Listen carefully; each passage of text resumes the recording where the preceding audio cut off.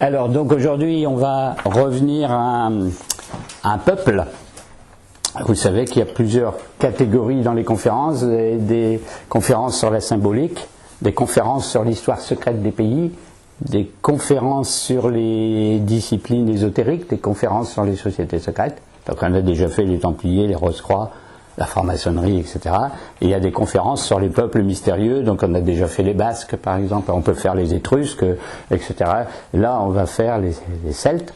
Vous savez que les Basques avaient une civilisation multimillénaire et qu'il y a encore des Basques aujourd'hui qui conservent leur tradition, les Celtes aussi. Alors on n'en a plus beaucoup chez nous, il n'y a plus beaucoup de Gaulois chez nous, il reste des Celtes dans le Finistère, dans l'ouest de la Bretagne, mais en Irlande, dans le Pays de Galles, il y a encore beaucoup de descendants des Celtes et les traditions sont celtiques. Ah oui, vous trouvez des triskells partout, vous trouvez de la musique avec la harpe, etc., et traditions celtiques.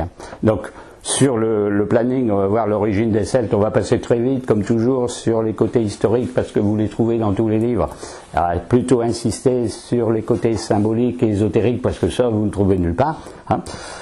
Voilà, vous allez avoir un petit peu quelque chose sur la grande épopée des Celtes, parce qu'à un moment, les Celtes ont été très très importants dans l'histoire de l'Occident, même si l'histoire les a complètement passés sous silence.